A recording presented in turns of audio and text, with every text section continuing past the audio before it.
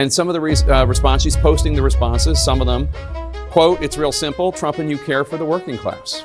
Quote, I feel that you are both outsiders compared to the rest of DC and less establishment. Quote, I support you and did this. Felt like I didn't have much of a choice after Biden's administration. What? This one right here. This one really just had me set back when I first read it. It's real simple. Okay, real simple. Trump and you care for the working class. I'm just confused on what that means, because so I just saw this video with AOC, and she did like a live stream where she asked a lot of her constituents in New York, in Brooklyn, like, hey, just got the results. A lot of you guys voted for Trump or voted for me, but down the ballot, you voted for a lot of Republicans, or vice versa. Why is that? And, you know, we're going to kind of get into those results. But to me, that just lets me know that people are really voting based off of vibes and feelings. You know what I'm saying? Because on a surface level, one might say, hey, Trump cares about my economic situation. He wants to get me more money. But AOC, she has a lot of good, progressive policies, like, healthcare for all and increasing minimum wage and X, Y, and Z. So I want them both to work together to get things done. But it just takes a couple of digs of the shovel beneath that surface and realize that's not going to happen. I mean, I will be shocked and amazed if AOC and Donald Trump work together to pass a bill. It could be anything. Jesus Christ, it could be anything. Let that happen. I will be amazed. You know what I'm saying? But that just lets me know that a lot of people are just voting off of vibes and feelings and hopes and prayers and wishes. So let's go ahead and see what they got to say. Guys, Kevin, let me start with you. So sure. Congresswoman Alexandria Ocasio-Cortez, very progressive New Yorker, she went on Instagram to ask people, looking at the polls and realizing, like, hey, there are hundreds, if not thousands, of people that voted for me in my district and also voted for Donald Trump. Why? But like, she asked in a nice way to explain, and some of the response, she's posting the responses, some of them. Quote, it's real simple. Trump and you care for the working class. Quote, I feel that you are both outsiders compared to the rest of DC and less establishment. Quote, I support you and did this. Felt like I didn't have much of a choice after Biden's administration. What? This one right here. This one really just had me set back when I first read it. It's real simple. Okay, real simple. Trump and you care for the working class. I'm just confused on what that means, because a few years ago, Trump tried to destroy unions' pensions, and if it wasn't for Joe Biden creating laws to protect that, they wouldn't have nothing. So I'm just a little confused. You know what I'm saying? People like AOC wants higher minimum wage, free health care. But Trump wants tax cuts for him and his homies, and not for you. They're just hoping that, some of that trinkle will start the trinkling and get you trinkled. That's what he wants, So it's like, I really would love to talk to that person. Be like, what? Explain. You need to elaborate on that, because maybe I'm missing something here. But to say Trump and her care about the working class, there's a disconnect somewhere. I support you and did this. I support you, AOC. So I did this for you. What? Oh, I feel that both of you are outsiders compared to the rest of DC and less establishment. What? I don't know don't know why. Tell me why. Ain't nothing but a heartache. Tell me why. Hey, if you guys know what song that is, let me know in the comments down below.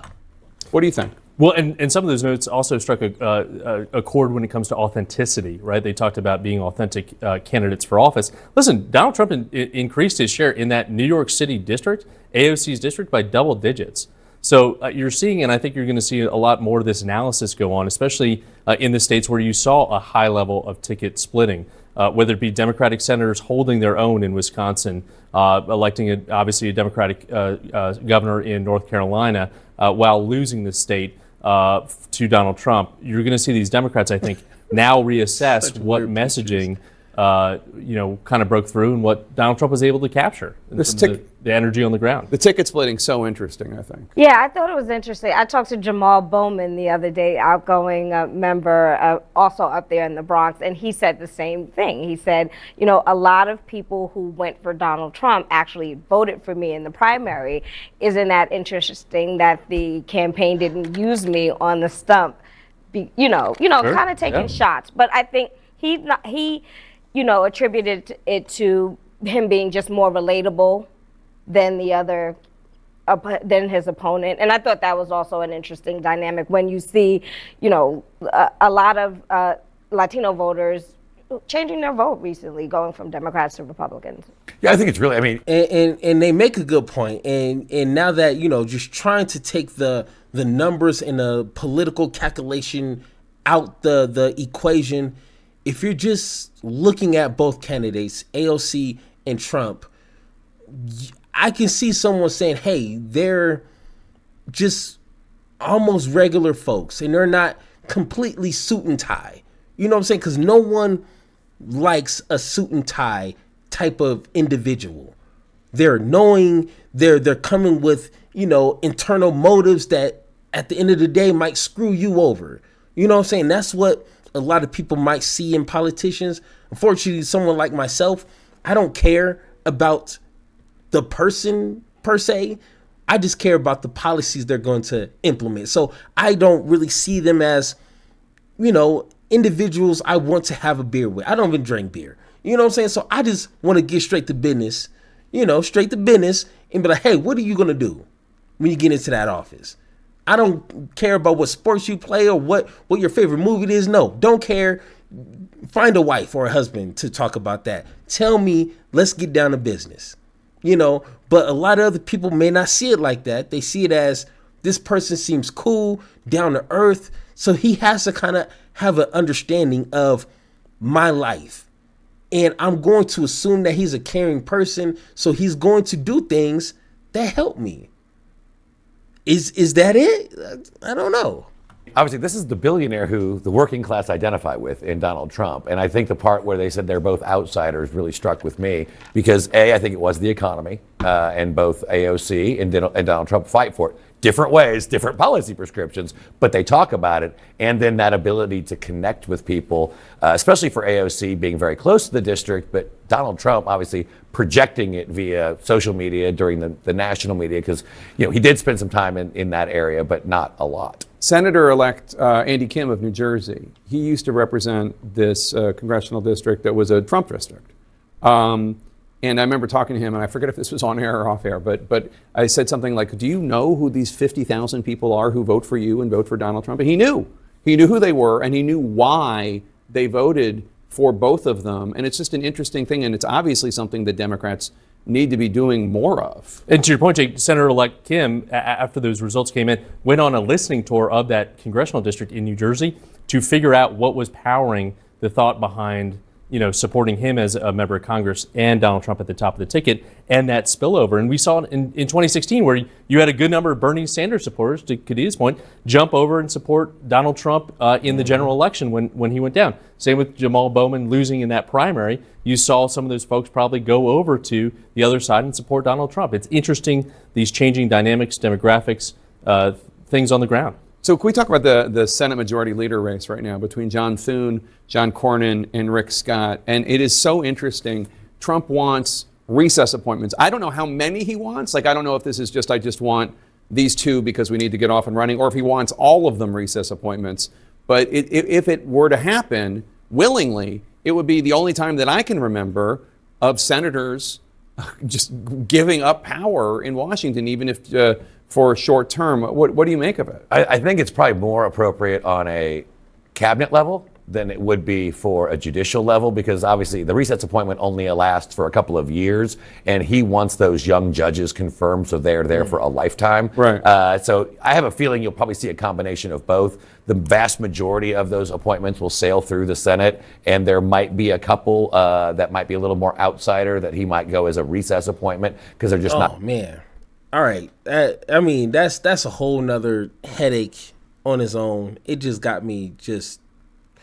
But anyways, let's get back to, so once again, just seeing those results, and it's good that AOC is out there actually talking to voters, and this is something that a candidate needs to do within the off election years. You know, you can't just like, hey, vote for me, and it's just a year out of elections. Like, you need to build that rapport. You need to show your face all the time on social media. That's literally what that's there for. A beautiful way to keep your face out there. And to me, that's how Trump never stopped campaigning when he lost in 2020. He stayed on social media being active, and no one never forgot about Donald Trump, you know, but we forgot about Harris. We forgot about the Green Party. You know what I'm saying? We damn near forgot about Joe Biden. You know what I'm saying? So it's good that she was out there talking to the people. But man, people are crazy, man. It's weird, complicated, trying to understand why people do what they do. And, you know, I'm no psychologist. You know, I don't even want to get into that. But, you know, I just have to just keep doing what I'm doing, having these conversations and just trying to learn myself and then try to teach other people. You know what I'm saying? So other than that, if you guys disagree with anything that I said in this video, let me know in the comments down below, or hit that Discord link down below so we can have that one-on-one talk. And like always, let's have that conversation.